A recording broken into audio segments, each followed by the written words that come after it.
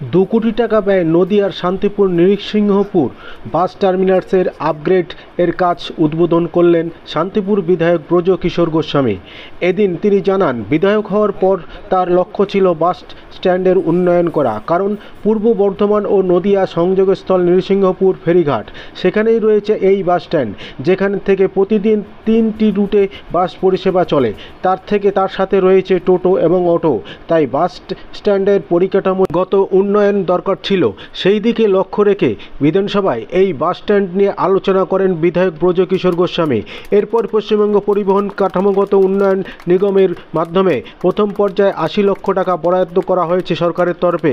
উদ্যোগী হয়েছেন রাজ্যের মুখ্যমন্ত্রীও। তাই টাকা বরাদ্দ হওয়ার পরই প্রথম পর্যায়ের কাজ শুরু হলো।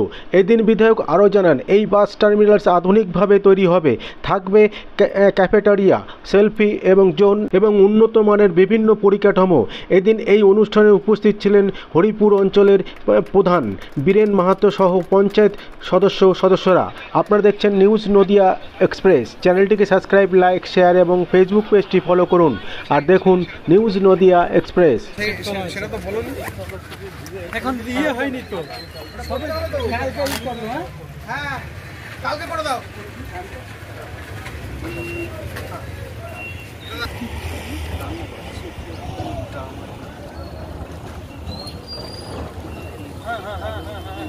কত বছর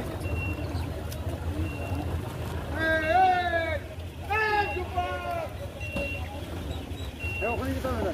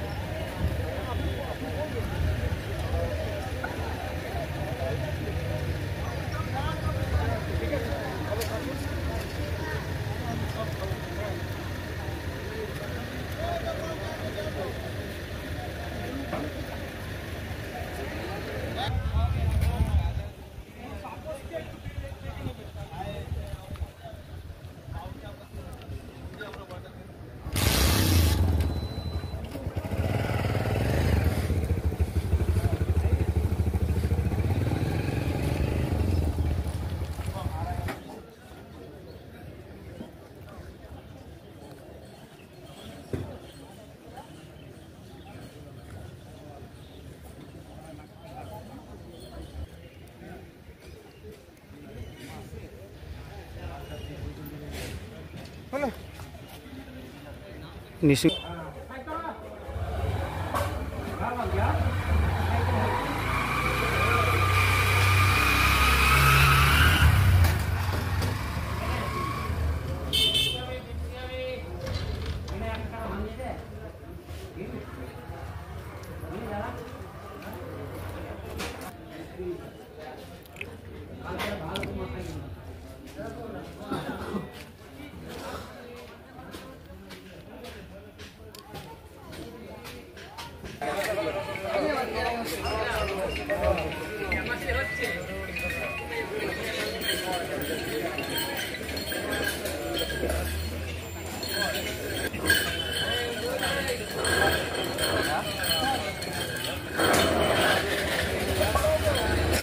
উদ্বোধন করলেন এবং কত টাকা ব্যয় হলো? শান্তিপুর ব্লকের এই হরিপুর অঞ্চলের কানলাঘাট, এখানে একটা বাস টার্মিনাস হোক, এটা আমার ব্যক্তিগতভাবে দীর্ঘদিনের ইচ্ছা ছিল এবং এলাকাবাসীর অনেকেরই ইচ্ছা ছিল।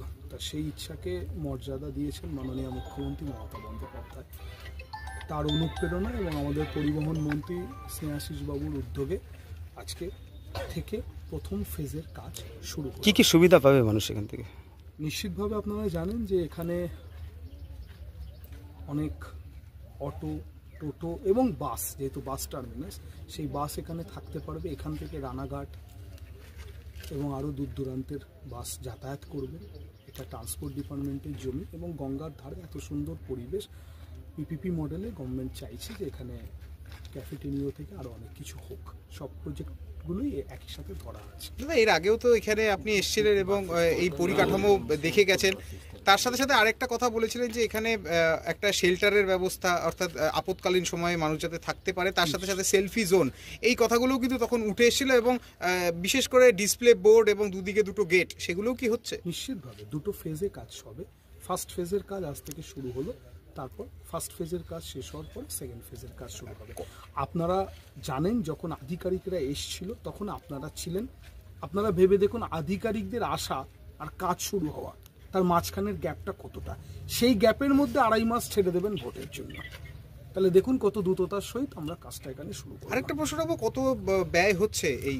আনুমানিক ফার্স্ট ফেজে 80 লক্ষ টাকা ব্যয়, ফার্স্ট ফেজের কাজ শুরু হবে। টোটাল বাজেট হিসাবে আমাদের 2 কোটি টাকা ধরা হয়েছে। আরেকটা প্রশ্ন রাখবো যে এখানকার মানুষের যেটা সার্বিক চাহিদা, যে দূর দূরান্ত যাওয়া, অর্থাৎ কলকাতা কিংবা মালদা, বিভিন্ন জায়গায় যে দূরপাল্লার বাস, সেগুলো কি পরিবহন দপ্তরের তরফে করা যেতে পারে বলে মনে করছেন? এখন প্রথম কাজ হচ্ছে ইনফ্রাস্ট্রাকচার ডেভেলপমেন্ট, আমরা সেটা আগে করে নিই, তারপর নিশ্চিতভাবে দপ্তরের সঙ্গে আলোচনা করে আমি মানুষের জন্য সবসময় আছি।